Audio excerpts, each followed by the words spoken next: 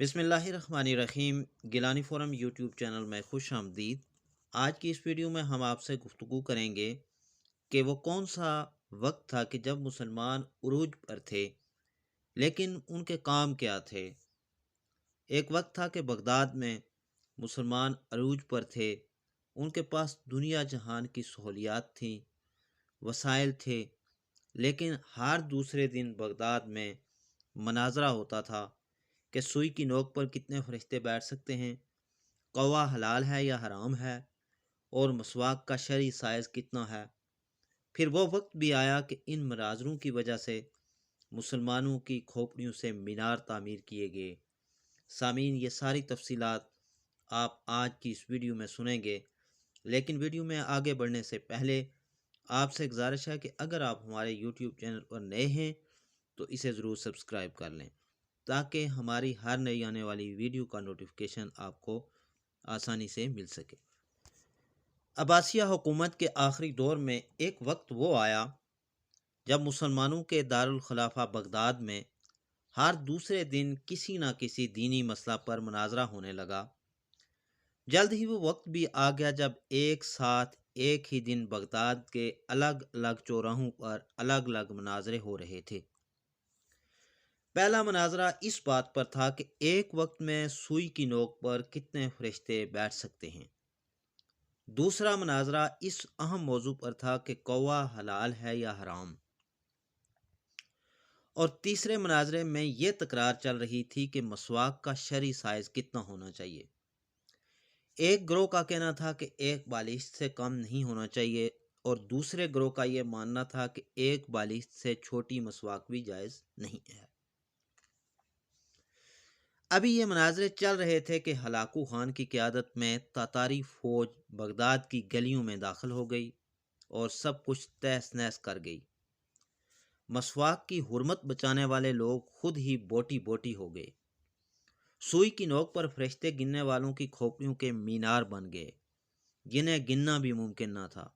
कौवे के गोश्त पर बहस करने वालों के मुर्दा जिस्म कौवे नोच नोच कर खा रहे थे। आज हलाकू खान को बगदाद तबाह किए सैकड़ों बरस हो गए, मगर कसम ले लीजिए जो मुसलमानों ने तारीख से रत्ती बराबर भी सबक लिया हो।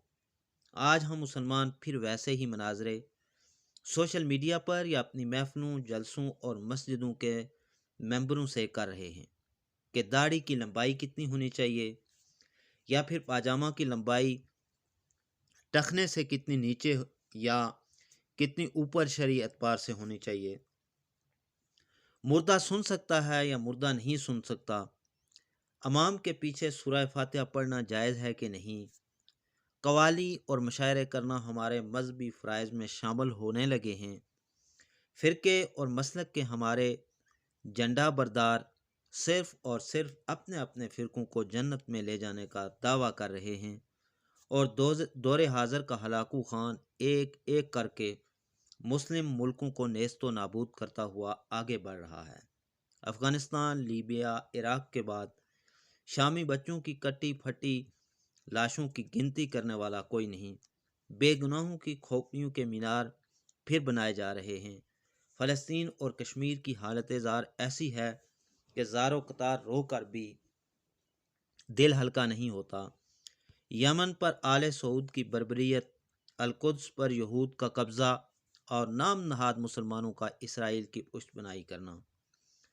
आदम अलैहिस्सलाम की नस्ल के नौजवानों, बूढ़े और बुजुर्गों की लाशों को कौवे नोच नोच कर खा रहे हैं, और हवा की बेटियां अपनी असमत छुपाने उम्मत की चादर का कोना तलाश कर रही हैं। जी हाँ, और हम खामोशी से अपनी बारी आने का इंतज़ार कर रहे हैं।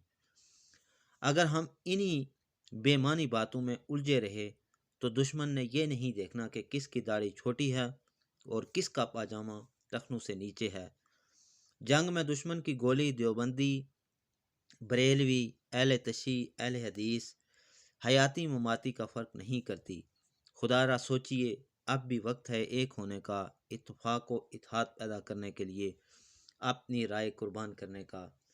इस वीडियो और इस गुफ्तगू का ये मकसद है कि हमने आलमी सतह पर मुसलमानों के ख़िलाफ़ जो साजिशें हो रही हैं ایک تو ان سے بچنا ہے، لیکن اس کے علاوہ ہماری گفتگو کے دوران، ہمارے اعمال و افعال کے دوران، جو ہم روزمرہ زندگی میں آج کل جو ہمارا وتیرہ بن چکا ہے، وہ بھی ہمارے لیے انتہائی نقصان دہ ہیں کہ ہم اپنی گفتگو میں، اپنے کردار میں، اپنے اعمال میں جہاں پہ ظلم نہیں ہو رہا، جہاں پہ کچھ نہ کچھ حفاظت ہے، وہاں بھی ہم ایسی گفتگو سے اس طرح کے نقصان کے مرتکب ہو رہے ہیں جو ہماری آنے والی نسلوں کے لیے اور ہمارے لیے، یعنی ہمارے حال اور ہمارے مستقبل کے لیے کسی بھی حوالے سے بہتر نہیں ہیں۔ ہمیں چاہیے کہ آج سے 1400 سال پہلے جو حضور رسالت مآب صلی اللہ علیہ وآلہ وسلم نے، ان کے صحابہ کرام نے، اہل بیت اطہار نے، تابعین نے اور کتب حدیث میں، فقہ میں جو مسائل بیان ہو چکے ہیں، جو اسلامی قوانین ہیں، جو اسلامی شعار ہے، جو اسلامی طریقہ کار ہے، اس پر عمل کرنے کی کوشش کریں، نہ کہ اپنے معاشرے کو اور اپنی آنے والی نسلوں کو اس طرف دھکیلیں کہ وہ تباہی کی طرف جائیں۔ یقیناً آج کی یہ ویڈیو اہل اسلام کے لیے، اہل پاکستان کے لیے، مسلمانوں کے لیے اپنی صفوں میں اتحاد، اتفاق اور ایک دوسرے کو برداشت کرنے، صبر و تعامل کا مظاہرہ کرنے کے لیے کافی ہے۔ یقیناً یہ ویڈیو آپ دوسروں کے ساتھ بھی صدقہ جاریہ سمجھ کر ضرور شیئر کریں گے۔ اللہ تعالی ہم سب کے حال پر فضل فرمائے۔ بہت بہت شکریہ۔ جلد ہی نئی ویڈیو کے ساتھ پھر آپ کی خدمت میں حاضر ہوں گے۔ اس وقت تک کے لیے اجازت دیجیے۔ اللہ حافظ۔